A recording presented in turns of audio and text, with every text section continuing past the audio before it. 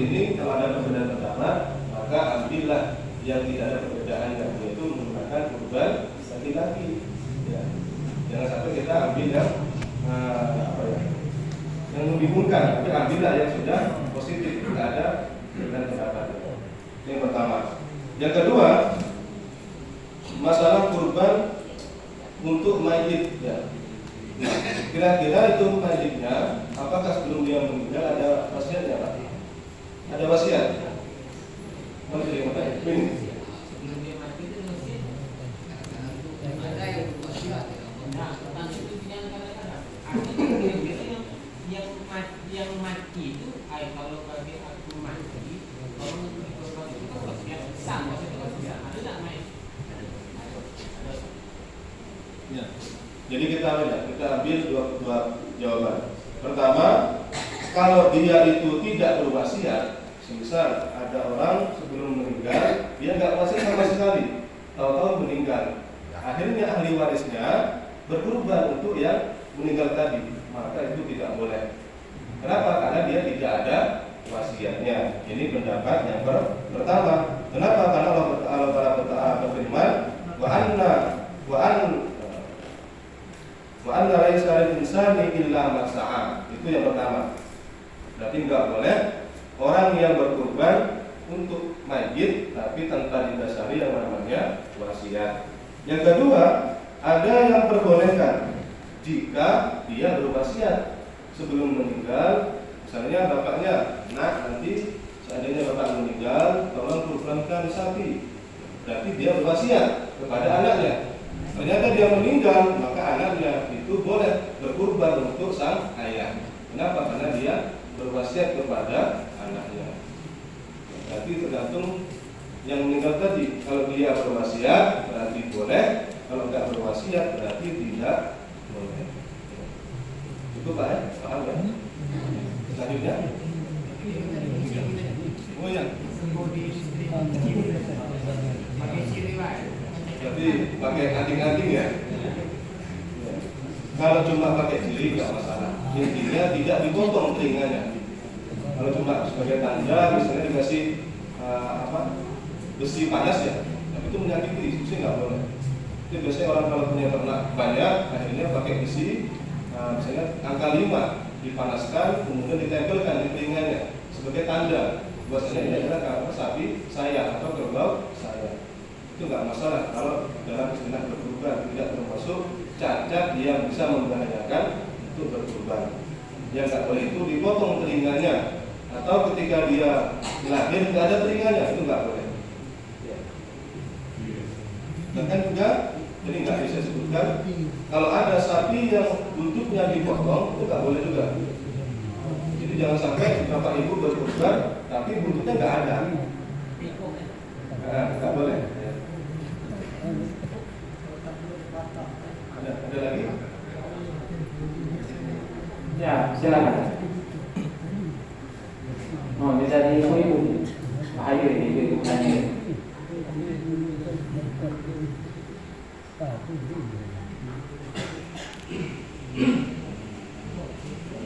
Assalamualaikum warahmatullahi wabarakatuh. Nama saya Isran Hajisan. Kebetulan kita agak telat hadirnya karena ada kegiatan dari Bapak Kepala Desa, dan Bapak Kepala Desa menyampaikan pesan beliau sangat mendukung mensupport saya ini.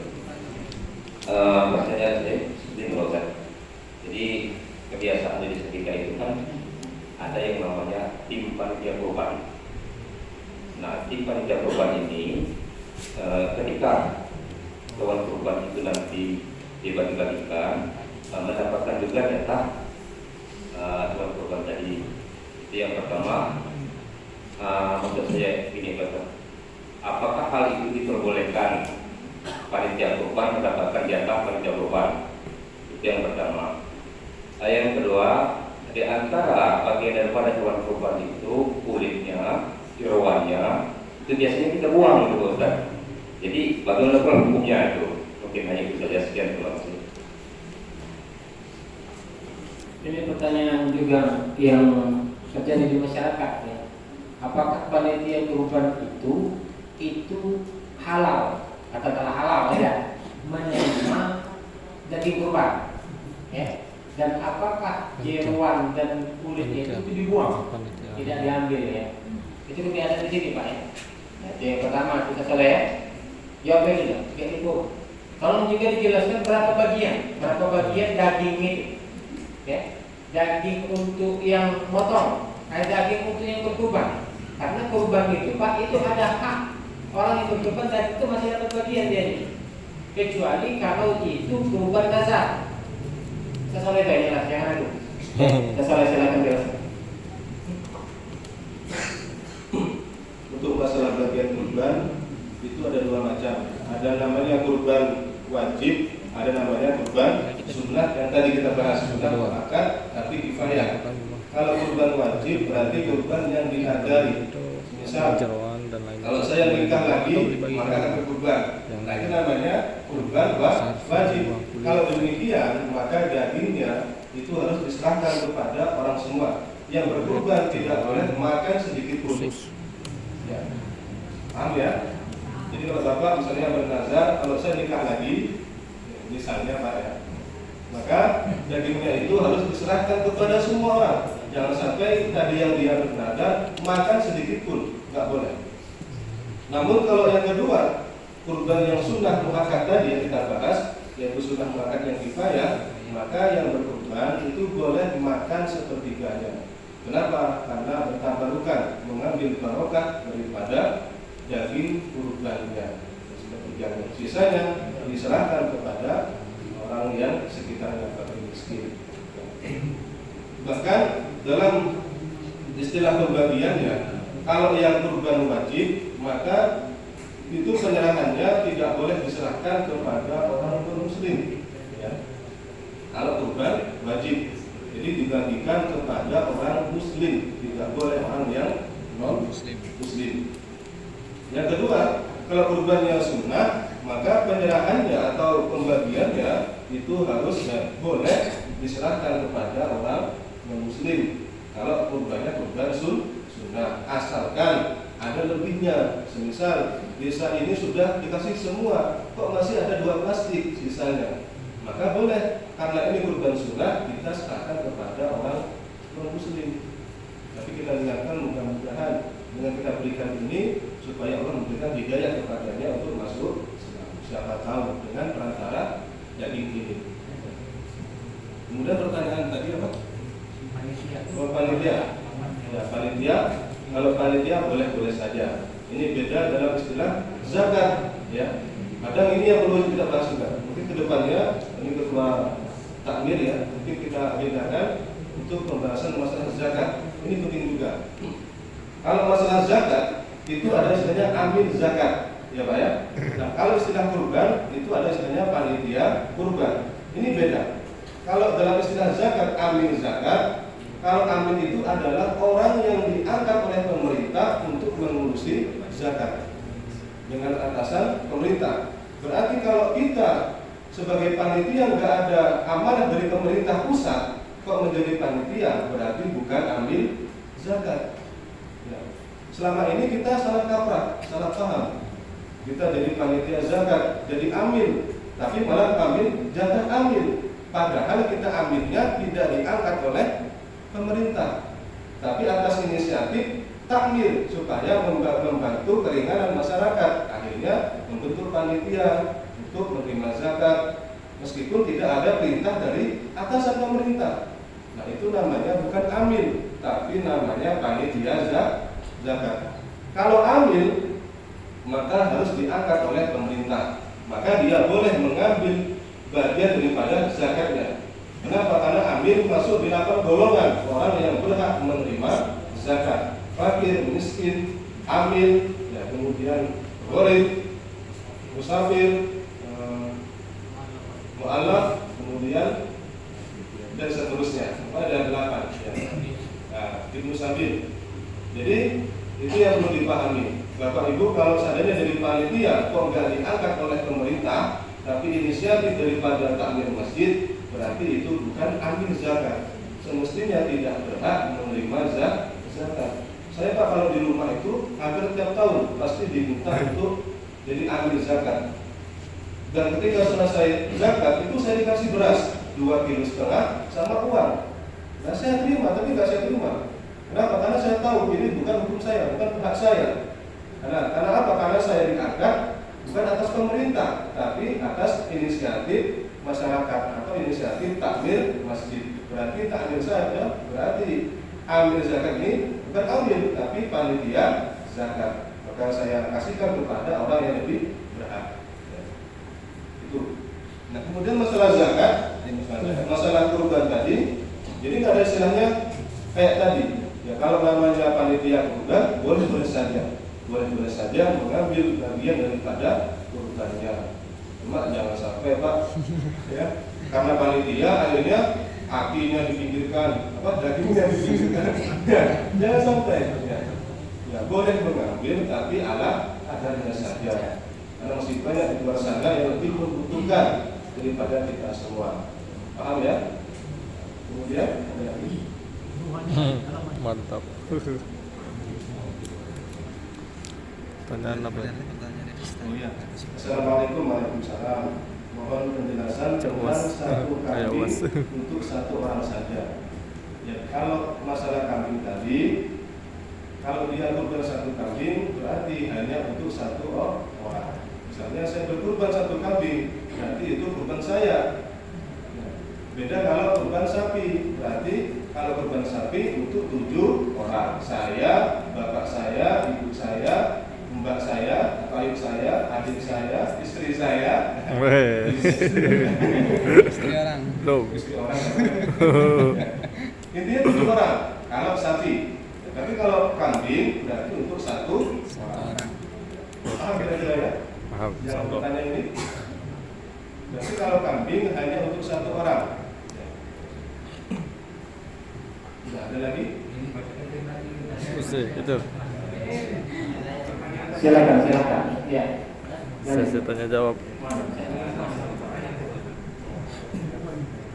Jadi seperti itu Ustaz, mohon maaf sebelumnya kan maksud pertanyaan saya tadi kulit daripada kambing tersebut, Ya. jeroannya itu Ini belum. karena kebiasaan kita kadang-kadang dibuang Ustaz. Jadi yang kapsulnya itu ikut dibagikan atau boleh dibuang oleh panitia berbagi itu betul. Kulit jeroan. Sengaja Kulit jeroan.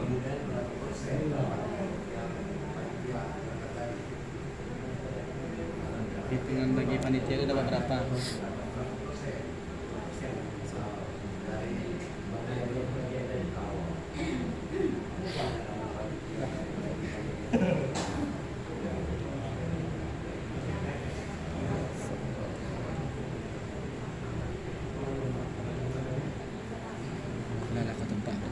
Jadi masalahnya tadi ya, masalah kulit dan jeroan. Jeroan. Di usus atau hati, limpa, kemudian yang penting bukan tainya. Intinya jeroan ya. Apakah hukumnya boleh dibuang atau bagaimana? Kalau memang bisa dibersihkan, kita bersihkan. Karena banyak orang yang bisa memanfaatkannya. Kalau masih bisa dimakan, jangan dibuang. Kita bersihkan, kita cuci, kita serahkan kepada orang yang memang mampu untuk mengolahnya. Kenapa? Karena itu kan termasuk apa? Memang bukan daging, tapi yang namanya seluruh hewan yang dikurbankan itu kan untuk kita sembelih, kita serahkan kepada orang yang membutuhkan. Tapi kok ternyata kita sembelih atau kita buang, berarti kita nggak amanah.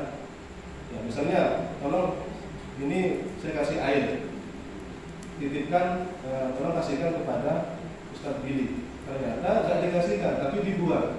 Ya, berarti nggak amanah. Sama kayak tadi, kita diamanai untuk menyembelih kurban. Tolong Pak, kurban ini disembelihkan, tapi dagingnya diserahkan kepada orang yang membutuhkan. Tapi ternyata malah dagingnya dikasihkan, tapi isinya dibuang. Kalau masih bisa digunakan, masih bisa dimasak, kita bersihkan, kita serahkan kepada orang yang membutuhkan. Nah, kemudian tadi untuk bagiannya, bagian panitia. Kalau panitia ini tidak ada batasan bagiannya, Intinya kalau yang tadi kurban sunnah, maka orang yang berkurban boleh mengambil sepertiganya. Tapi kalau panitia di sini nggak ada batasan. Cuma bukan berarti kalau nggak ada batasan, hadirnya semuanya sendiri. Ya, jangan sampai tentang panitia bawa karung, wah bawa karung ya, nggak boleh ya. Jadi semisal jatahnya kurban itu satu orang sekilo semisal, ya kita serahkan kepada orang desa ini, ternyata sekilo dapatnya per orang, maka panitianya boleh kita lebih sedikit, misal sekilo setengah atau sekilo berapa on gitu ya. Karena kan panitia pastinya banyak kerja yang dia upayakan untuk mengelola yang namanya kurban tadi. Tapi jangan sampai melebihi kapasitasnya. Sama seperti kita berdagang, Bu, Pak, ya. Kita berdagang boleh ambil untung, tapi jangan sampai untung kita melebihi daripada kebiasaannya. Kita jual 10.000, kita jual harganya 100.000. Nah, itu bahaya. Itu namanya jual beli yang merugikan orang lain. Boleh ambil untung, tapi jangan sampai melebihi batasnya. Ya, waalaikumsalam.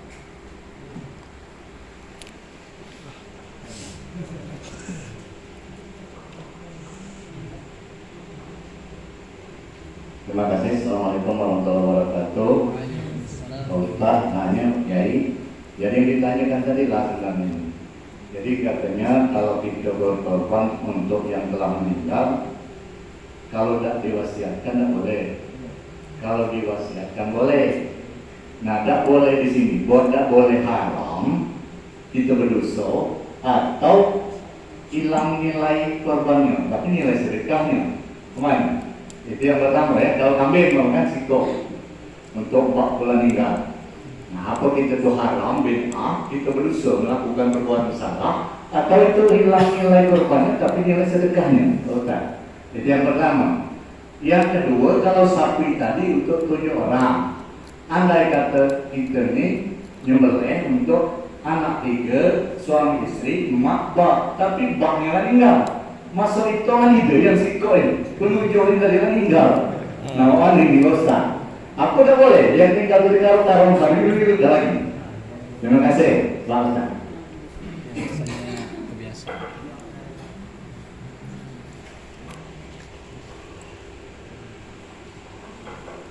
Assalamualaikum warahmatullahi wabarakatuh. Nama saya Sabta. Sebenarnya sudah dipertanyakan di awal pertama, Pak. Kalau tadi hewan betina itu masuk syarat dalam hewan kurban. Nah, diartikan di desa, di dusun di Pak biasanya kalau kurban itu untuk yang betina itu berapa ekor atau 1 ekor atau 2 ekor, Pak? Kalau akikah itu kalau yang betina, kalau persepsi di sini, Pak, kalau untuk laki-laki itu 1, untuk kalau yang untuk perempuannya atau hewan betinanya itu 2, Pak. Masalahnya seperti apa tuh, Pak? 1 atau 2 untuk perempuan? 2 pertanyaan. Kalau yang betina Belum jawab yang tadi yang pertama ke Bapak itu. Ke Bapak Jadi itu. pertanyaan pertama tadi, Ustaz, haram di situ perbuatan kita itu berdosa atau hanya sekedar hilang pahala kurbannya? Tadi baik. Yang kedua pertanyaan Bapak tadi, andai kata sapi itu 7 orang, ya, mak, bak, itu bini, anak. Nah, cuman di antara salah satu 7 ini sudah meninggal dunia. Apakah itu sah dia masuk hitungan korban atau tidak? Bisa ya? Yang kedua, ini pertanyaan masalah korban akikah.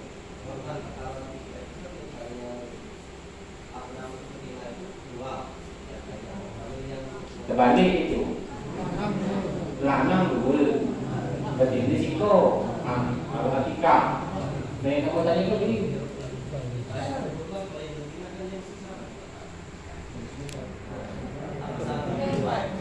Oh, ada kajiannya itu, kan penanya itu. Iya, Ustaz. Masalah kurban 7 orang sapi, Pak ya. Itu ternyata orang yang ke-7 sudah meninggal. Tadi sudah saya jawab, kalau memang dia tidak berwasiat, maka tidak dianggap kurbannya tadi. Bukan berarti haram, ya. Tidak dianggap, jadi sia-sia saja. Yang pertama, kalau memang dia sudah meninggal tapi sebelum meninggal dia berwasiat, maka itu diperbolehkan, berarti dianggap kurbannya. Orang yang ketujuh yang meninggal tapi sebelum meninggal dia berwasiat, maka itu diperbolehkan kurbannya dan dianggap, ya. Nah, itu pendapat yang pertama. Ternyata ada lagi, tadi tidak saya sebutkan. Ini pendapat agak lemah pendapatnya. Pendapat kalau sedikit para ulama yang mengatakannya. Ya. Boleh kurban itu untuk mayit meskipun tidak diwasiatkan. Tapi ini pendapat yang masih lemah, masih minoritas, ya. Ketimbang pendapat yang pertama tadi, harus diwasiatkan terlebih dahulu. Kalau yang kedua ini pendapatnya agak lemah. Boleh berkurban untuk mayit meskipun tidak diwasiatkan. Kenapa? Karena alasannya adalah berbun minas sodaqah, sebagian daripada sodaqah. Yang namanya sodaqah itu nggak pandang bulu. Makanya istilah kita ada namanya 7 hari, ya Pak ya. Ada istilahnya 40 hari, ada istilahnya 100 sampai 1000 sampai haul istilah kita itu. Apa namanya sodaqah? Karena nggak ada batasannya, mau meninggal mau belum meninggal, sodaqah tetap sodaqah. Insya Allah pasti sampai kepada yang kita tuju. Jadi ada dua pendapat dari masalah kurban untuk mayit. Kalau yang pertama, dia tidak dianggap kurbannya kalau tidak berwasiat, dan dianggap kurbannya kalau dia berwasiat. Ini yang pertama, pendapat pertama. Yang kedua, pendapat yang kedua ini agak lemah. Boleh berkurban untuk jenazah, untuk mayit meskipun tidak berwasiat. Ya, paham ya? Bisa dilihat. Haram itu haram atas mana? Bukan haram, jadi nggak dianggap. Tidak ada nilai pahalanya. Enggak nilainya, cuma Tidak ada nilai pahalanya. Tapi pendapat yang pertama, ya, pendapat yang pertama, sia-sia saja. Kurbannya kayak tadi, orang non muslim, tapi dia berkurban, kan nggak masuk kategori syaratnya orang yang berkurban harus muslim. Ternyata ada non muslim ingin berkurban, sia-sia saja, nggak dapat apa-apa. Oh ya, kalau masalah akikah untuk laki-laki berarti 2 kambing. Kalau akikah perempuan berarti 1 kambing. Nah, ini hanya berlaku untuk di akikah. Sedangkan di kurban itu nggak ada keharusan. Kalau kurban perempuan maka 2 kambing nggak perlu. Ya. Atau sebaliknya, kalau kurban anak laki-laki maka sebaliknya. Kalau kurban anak laki-laki, apakah 2 kambing nggak perlu? Atau sebaliknya, apakah kurban perempuan 1 kambing nggak usah? Tetap mau laki-laki atau perempuan, maka kalau kambing itu hitungannya 1. Sedangkan akikah baru kita bedakan. Kalau akikah anak laki-laki maka 2 kambing, akikah anak perempuan 1 kambing. Nah, itu mungkin ya. Apa tambah lagi? Tambah lagi. Waduh. Mumpung nggak bertanya, jangan bertanya kira-kira balik. Assalamualaikum warahmatullahi wabarakatuh. Waalaikumsalam. Ustaz yang saya hormati, terima kasih telah memberikan kesempatan pada malam hari ini untuk menambah pengetahuan dan pencerahan kami semuanya. Kami ingin menanyakan soal pembagian sepertiga dari kurban tadi, kemudian diambil dari si ahli kurban, lalu biasanya di kebiasaan masyarakat kami sini itu dimasak lalu mengundang kaum muslimin ke rumah untuk berjamaah. Apakah itu diperbolehkan? Yang kedua, soal jatah pembagian hewan kurban. Sepertiganya boleh si ahli kurban mengambil, kemudian panitia, dan kemudian juga yang berhak mendapatkan pembagian daging kurban ini yang lebih jelasnya apa pakai miskin, apa seluruhnya. Terima kasih.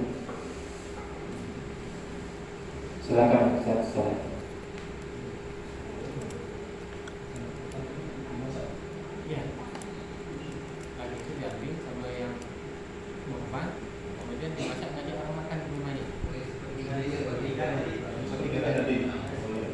Jadi ada orang berkurban dan dia mendapatkan atau boleh mengambil sepertiganya, diambil sepertiganya sama dia dimasak, kemudian mengundang tetangga sebelah. Apakah boleh? Boleh saja.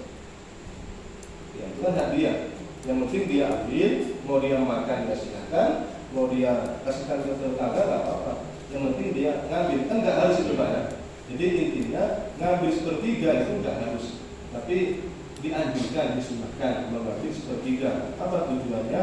Mengambil barokah daripada kurbannya. Jika memang itu kurbannya kurban sunnah, bukan kurban wajib. Kemudian tadi Pak,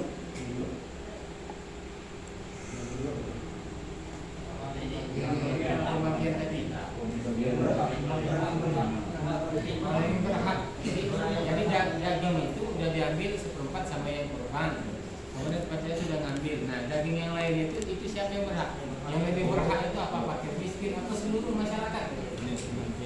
yang lebih berhak itu adalah fakir miskin. Fakir miskin kita utamakan. Jika memang ada sisanya, maka boleh kita serahkan kepada orang yang kita tidak kita anggap fakir miskin. Tapi kita utamakan orang yang fakir dan miskin. Nah, ini cukup ada lagi?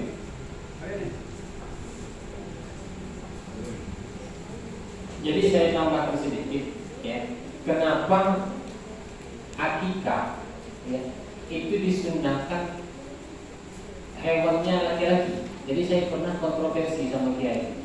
Saya bilang ada tidak hadis atau dalil yang mewajibkan harus laki-laki? Apa kenapa tidak boleh perempuan? Ternyata kenapa itu tidak boleh perempuan? Karena dikhawatirkan kalau kita mengorbankan yang perempuan itu hilang keturunan. Ya, itu alasannya. Macam itu. Jadi kalau kita akikah boleh, kami betina boleh, tapi masalah.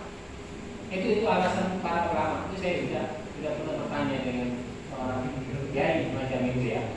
Cuma masalah tadi. Kemudian memang yang diutamakan untuk mendapatkan hewan kurban itu, ya, itu memang fakir miskin. Kalau ada sisanya baru bagi orang. Karena kenapa? Itu tahun-tahun makan daging ini. Pernah terjadi di suatu daerah.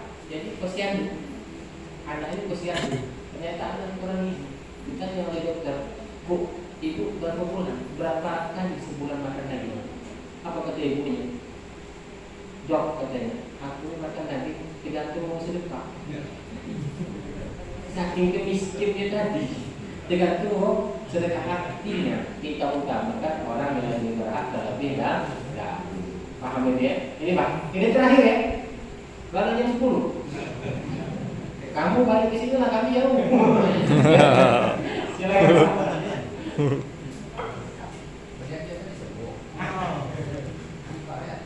Assalamualaikum warahmatullahi wabarakatuh. Saya masih berkaitan dengan masalah korban. Tapi saya ingin memberdayakan, namun memotivasi. Saya ingin bertanya, di sini ada pengurus musola ya, pengurus musola ada di sini anak muda. Jadi usulan saya, apa boleh misalnya pengurus musola membentuk panitia korban ya, korban. Nah setelah dia bentuk, seandainya ada yang misalnya membutuhkan korban diserahkan ke musola misalnya, dan lantas setelah terbentuk pengurus musola atau panitianya menyiapkan orang yang menyembelihnya. Boleh atau tidak? Boleh.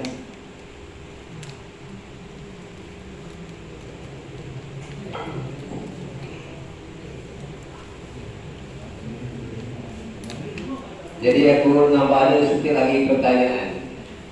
Apa boleh korban itu seperti arisan, misalnya tujuh mulai dari awal. Nah, jadi ada kumpul duit beli sapi gitu. Ya, kumpul itu korban arisan gitu ya. Oke. Kesannya yang jelas pertama tadi soalnya belum jelas. Jadi ini musola pengurusnya anak muda semua.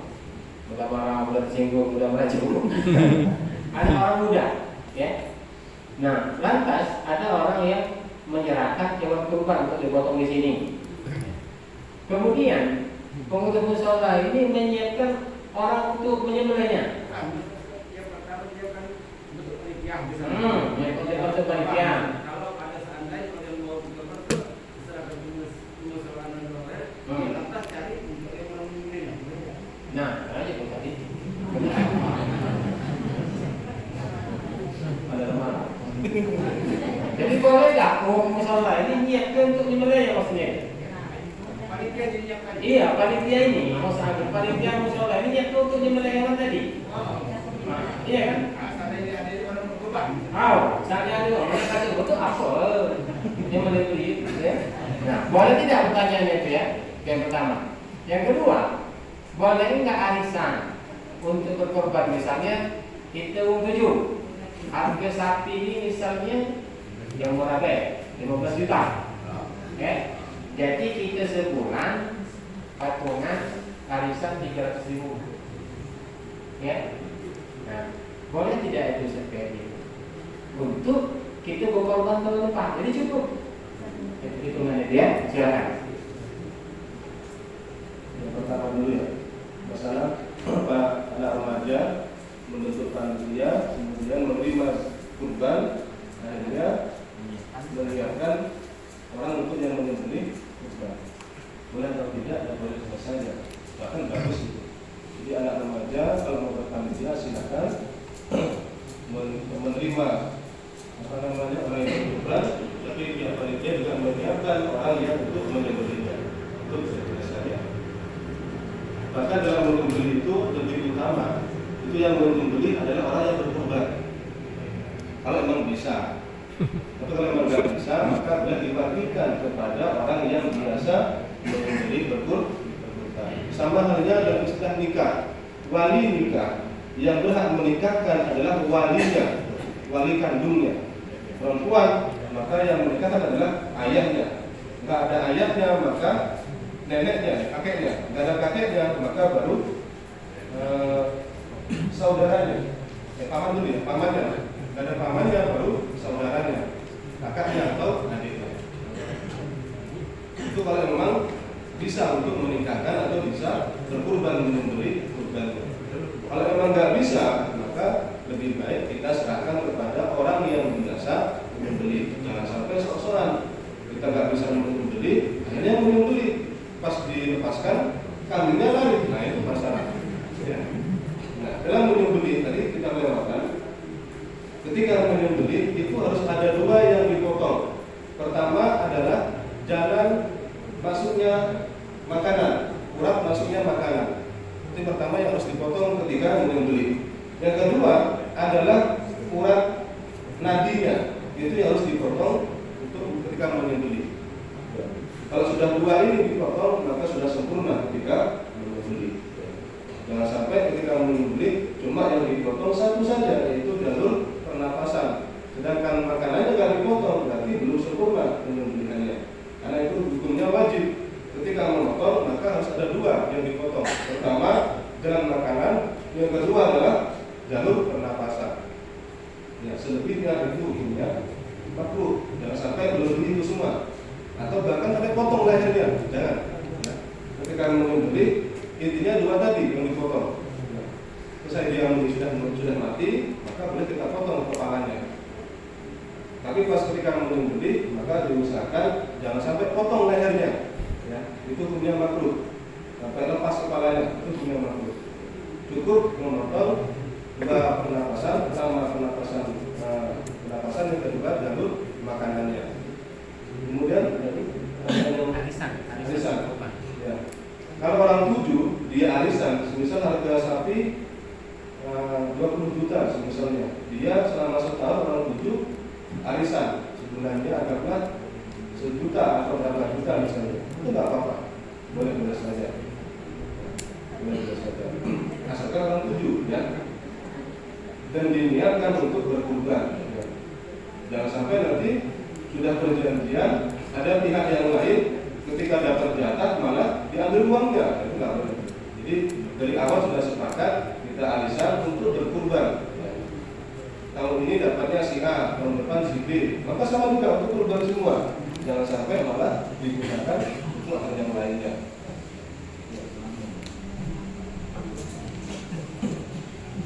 Itulah tadi beberapa pertanyaan, mudah-mudahan sudah terwakili ya. Dan memang itu yang ditanyakan itu memang galak digawe dari dusun gitu. Siko lagi, Oke. kalau tanya boleh tak? Nah, Nah. Siko saja lagi. tanya lah di situ. Tata cara berkurban. Tata cara berkurban.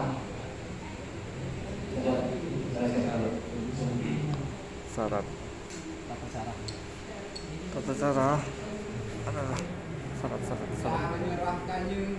langkah cara berkorban Ya. syarat. Kalau tata caranya, yang pastinya kalau dia nggak bisa berkurban sendiri, maka ada caranya mewakilkan. Misalnya saya berkurban, tapi saya nggak bisa menyembelih, maka saya pasrahkan kepada Ustadz Amin. Kalau Ustadz, saya pasrahkan sembelihan ini kepada Ustadz. Itu namanya pertama, diwakilkan. Kemudian beliau Ustadz Amin mengambil golok atau semacamnya, samurai. Kambingnya diarahkan ke arah kiblat. Kemudian kalau bisa dibuat lubang untuk tempat darahnya. Dan diusahakan kalau membeli jangan sampai hewan lain yang melihat. Kenapa? Karena akan merasakan kepedihan juga. Temennya disembelih, tapi yang lainnya melihat. Luar biasa sakitnya itu. Bahkan ada sapi yang meneteskan air matanya ketika temannya disembelih. Maka usahakan ketika menyembelih di tempat yang tertutup. Jangan sampai hewan yang belum dapat panggilan disembelih itu melihat. Diusahakan kalau bisa. Nah, kemudian kayak tadi membaca basmalah, kemudian membaca sholawat, kemudian membaca membaca menghadap kiblat, kemudian membaca niat Allahumma hadzimuka wa ilaika fataqabbal hadhihi da'iyatu ni'matun minka alayya fataqarrabtu biha fataqabbalha. Itu dibaca. Terus sudah dibaca bismillah.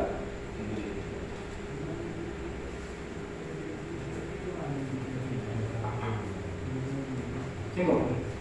Jelas. Jangan lupa sih dong. Mana nih?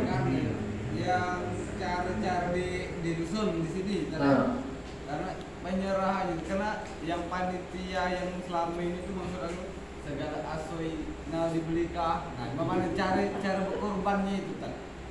Yang nyerah ke kami itu apa sekalian dana untuk pembelian itu bagaimana bisa yang sebaik-baik itu.